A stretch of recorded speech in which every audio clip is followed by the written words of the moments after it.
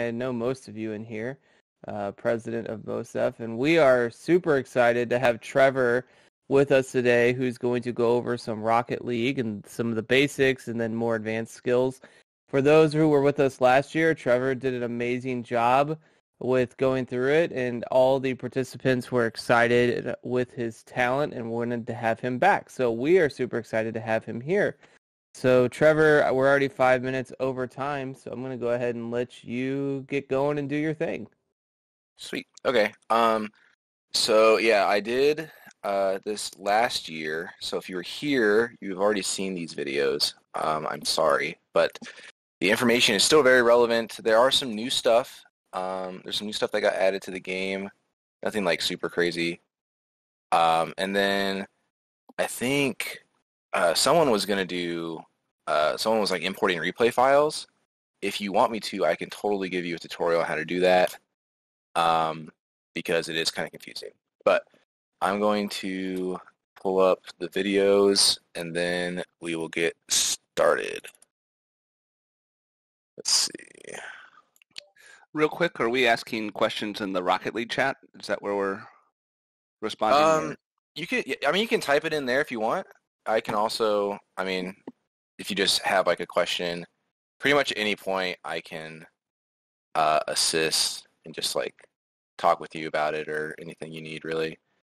I expect there to be a lot of questions. Some of these these tutorials are really basic, some of them are, but some of them are also they go more in depth, and then I can elaborate however much or however little you guys would like me to.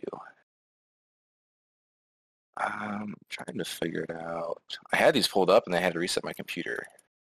So I'll find these real quick.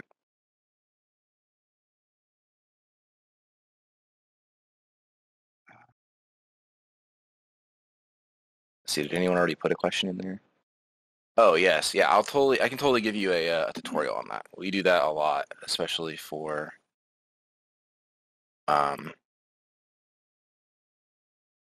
like team replays and stuff. Where are my videos? Give me 1 second. Goodness. Counter-Strike, Rocket League, Real General. Okay, so I'm gonna share my screen. Does everyone know how to like look at how to be able to like watch that? These videos are also like up on YouTube. We had them posted somewhere in the chat. I think they're just, they're just a little bit above the text right now. So I'm sharing my screen, and then I will play these videos. I'll just let them play, and then if you guys have questions afterwards, I'll just answer any and all of them. So.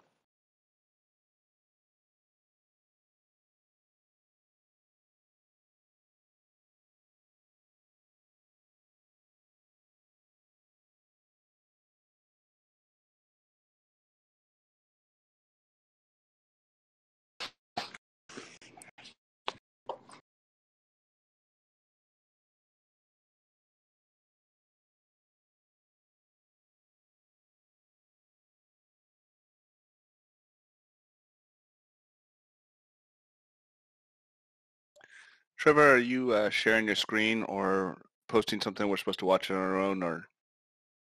Oh, I thought I was sharing it. Okay, I'm sorry. That's my fault. I was wondering too. I thought I was. I felt like I was. That's totally my bad. This is one of those moments where we learn to ask the questions. Yes. We're all sitting here going, I'm just not seeing it. Yeah, okay. I'm sorry. That's on me. You're all good, buddy. Thanks.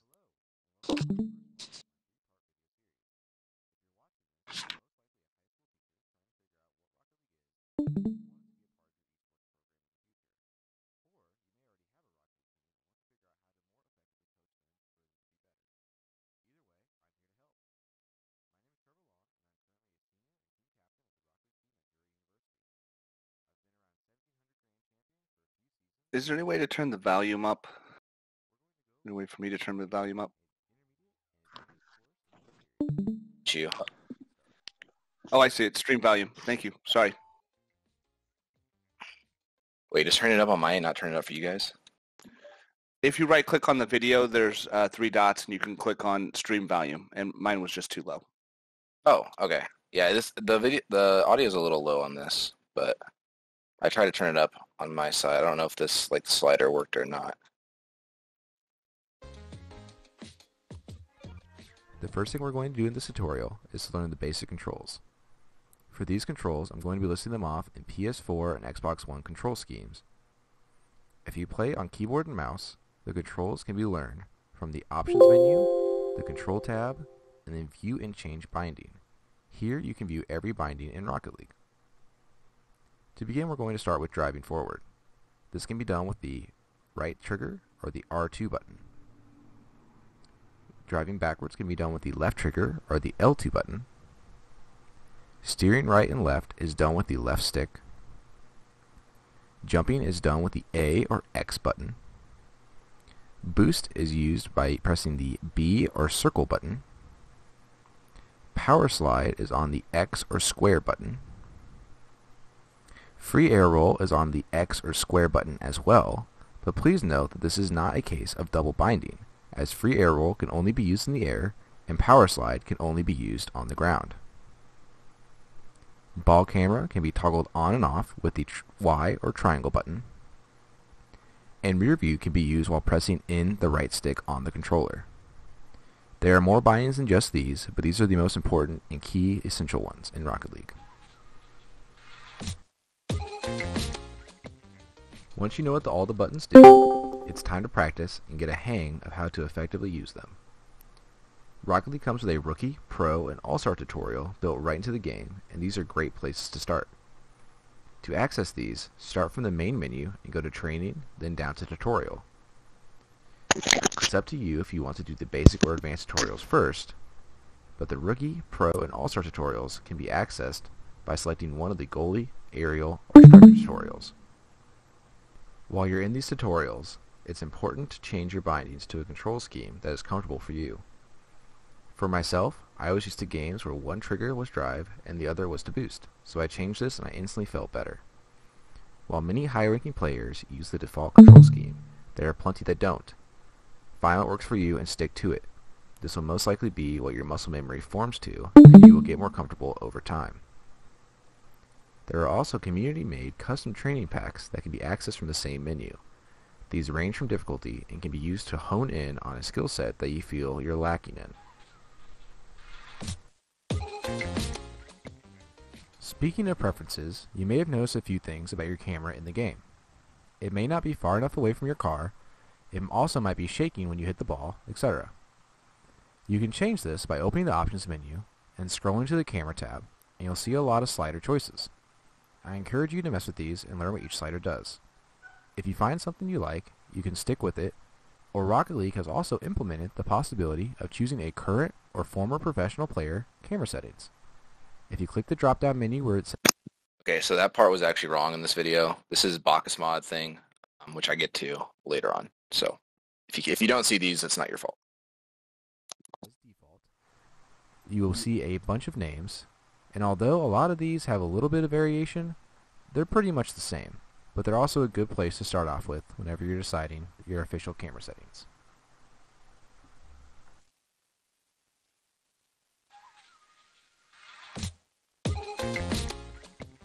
Now that you have your bearings, we'll go a little deeper into how the game works. If you've made it through the beginner and advanced tutorials, you'll have picked up on a few of the most fundamental aspects of Rocket League. First of all, boost is a large part of the game. It is the only consumable resource in the game, and is also the only way to control the airspace in a match effectively. There are two types of boost pads. The ones on the outermost area of the field will grant you a full meter of boost, which is 100, while the ones scattered throughout the field only grant you 12.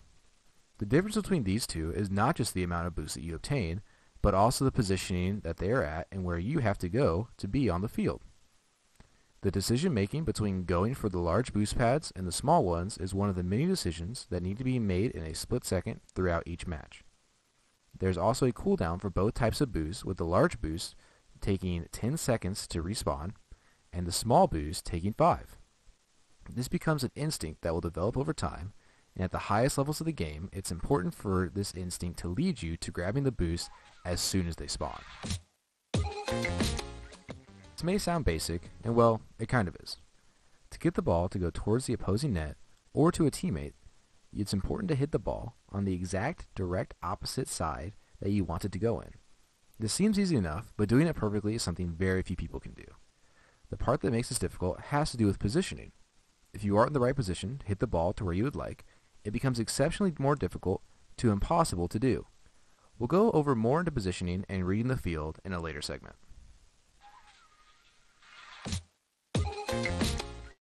You also learned in the tutorials about flipping your car. Your car can be flipped in just about every direction depending on the placement of your steering stick while in the air. While the game teaches you about flipping your car, there's a lot more you can do besides just flipping. Think of it as a fork in the road once you get into the air. You can either flip or you can press the jump button again to perform a double jump. Double jumping gives you more height, and the longer you hold the jump button, the higher your car will go. This will be a key mechanic in the intermediate section of this course. It's also important to note that if you are in the air for longer than 1.5 seconds after your first jump, you will no longer be able to flip or double jump. Like a lot of games in today's world, there are a lot of cosmetic items in Rocket League. Unlike these games, the cosmetics don't have any effect whatsoever on how you play the game. There is nothing in the game that makes you faster than other players, nothing that gives you more boost than others, and nothing that changes how your car interacts with the ball. This is a big plus for programs because this means that there's no difference between what your students have and what professional players are using.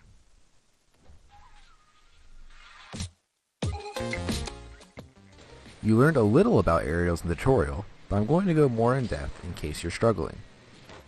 To begin, we need to practice jumping and tilting our car backwards. This can be a little difficult to do at first. With a little practice, you'll master it quickly. Next, you're going to boost once your car is pointed in the air. This will propel you upwards, and you need to try and keep it up as long as you can. From here, we can practice tilting and moving our car in the air and changing directions. Once comfortable with this, you should practice using the air roll button, originally on square or X, to twist your car while it's in the air. This allows you to move the car fluidly and change directions much more efficiently. The final step to getting good with aerials is to practice flying back and forth from each goal without hitting the ground. This skill is amongst the most important ones in the game, and you really can't over-practice it. One way to tell how good a player is in Rocket League, and many other competitive games in general, is to look at what rank they are. Rocket League currently has 19 ranks, but they are going to add more soon. For those of you that are in the know, they have added the extra ranks above Grand Champ. Grand Champ is now Grand Champ 1, 2, and 3, and then there's Supersonic Legend at the top. So this video is before that. To see all the ranks in the game, go to the main menu and scroll to the Career tab.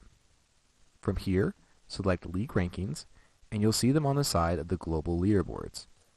Although rank is important, it's also important to consider other things, such as communication and teamwork.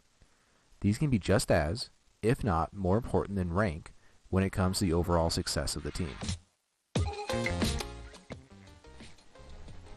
Something that almost anyone at any rank understands is the overall Kickoff Protocol. This is deceptively simple, but also very important. There are 5 points on the map that you can spawn for each kickoff. There's 3 in front of the net, and 1 on each side of them. Because your team is going to focus mostly on 3v3s, obviously only 3 of these spawns will be taken at one time. It's important to know that the other team will spawn with the exact same kickoff positions as your team. The spawn's diagonals are the closest to the ball in the middle, and therefore a player in this spawn should go for the kickoff. If both diagonals have a player on them, you should be able to communicate who is going for the ball. Sending more than one player for a kickoff can leave your team extremely vulnerable if it doesn't go well. Whichever side decides they're going, the player in the middle will either go collect boost that was right behind them, or they can grab a few pads and cheat towards the kickoff. Either of these things is acceptable. The other diagonal player will grab the 100 boost pad that was behind them and either be ready to defend or push up and attack depending on how the kickoff turns out. This type of variance can be used for every spawn position, including all 3 spawning in front of the net. Kickoffs aren't entirely luck either. The player going for the kickoff can try to kill the ball, resulting in a dud of a kickoff. They can intentionally lose the kickoff to send it to their own half and giving a teammate possession, or they can try to win the kickoff and send it into the opponent's half of the field to set up for a scoring opportunity. Throughout these tutorials, we're going to be going over something called mechanics. Mechanics are things that you can do with your car or the ball that allow you to get an advantage, but are somewhat difficult to pull off. For the first beginner mechanic, we are going to talk about wave dashing. If you're familiar with Smash Brothers, this may sound familiar. Instead of using your flip to go in a direction, you use it while close to the ground and use the momentum to send yourself in a direction without having to wait and be out of control of your car like a flip would do. This can be done going forwards, backwards, or even sideways with the help of the power slide button. It is not only useful for keeping better control of your car, but can also be used to go as fast as fully boosting if you find yourself without boost. The second and last beginner mechanic we're going to talk about is called a half flip. This is mostly used by the people in diagonal kickoff positions to grab their corner boost, but can also be used to turn the tables on an opponent that is trying to get behind you. Avoiding going backwards is very important, and this skill can help a player get out of sticky situations. To do a half flip, we'll break it down into 3 parts. The first part is doing a simple backflip with your car. This can be done by jumping and pressing the jump button again while the steering stick is tilted backwards. The next step is to learn a micro mechanic called a flip cancel. To flip cancel, all you need to do is press the steering stick in the opposite direction that it was in when you originally flipped. For half flips, this means that we will need to push our stick forwards as soon as we perform the backflip. The final step requires us to go into our bindings and bind either air roll left or air roll right. Either one is fine, but one of them is necessary. When our car flattens out from canceling the backflip, we will press the newly bound button and rotate our car over. Congratulations, you have just performed your very first half flip. Different parts of your car will interact with the ball differently.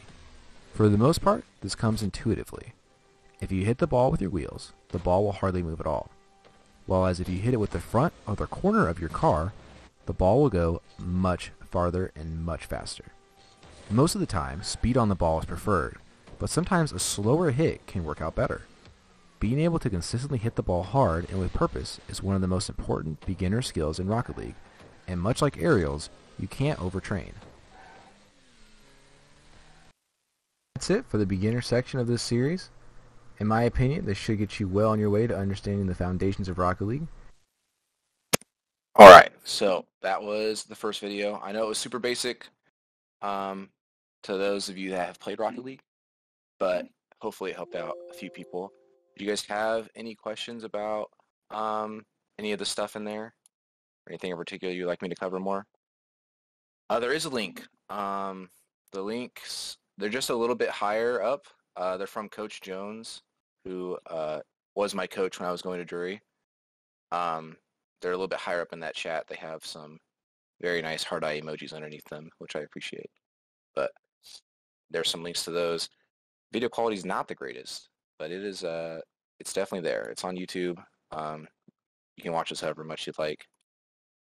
Oh, I guess I should have kept up my screen, but I can cover any of those topics or any questions. Last time most of the questions were about like team chemistry and like what I should do or what you guys should do if you have like one really outstanding player or something like that. But I'll cover any of them in more detail if you would like me to. It's all good.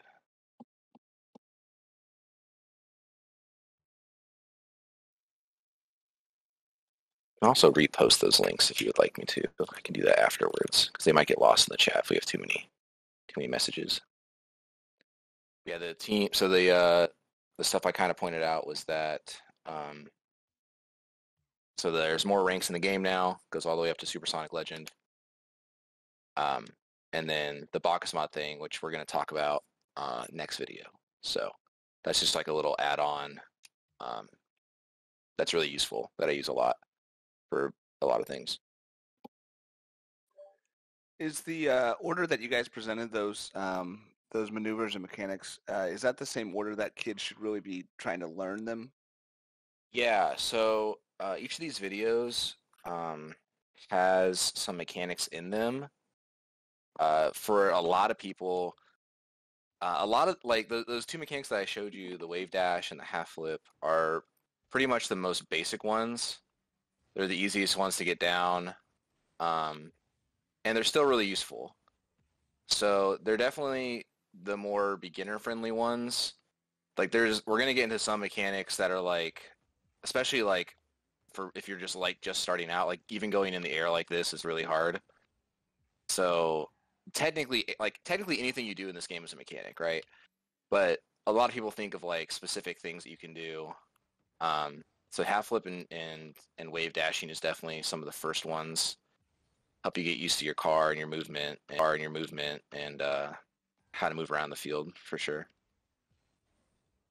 And the intermediate and the advanced tutorial, they'll have some mechanical stuff too, especially the advanced one. The advanced one is like the highest end of mechanics that take a lot of hours to perfect.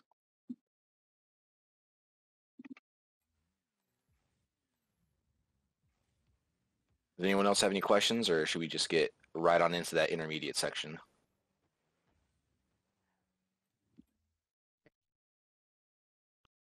All right.